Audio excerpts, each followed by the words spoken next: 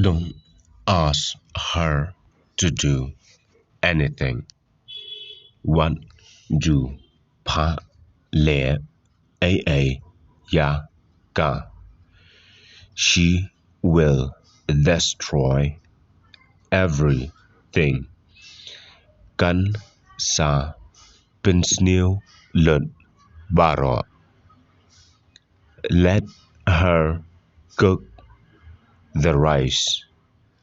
I ba kan shet ya ka ja. She will burn it. Kan pin in kong ya ga.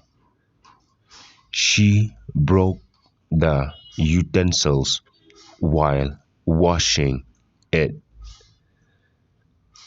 Ka la pinpan yaki tiar por sat yaki.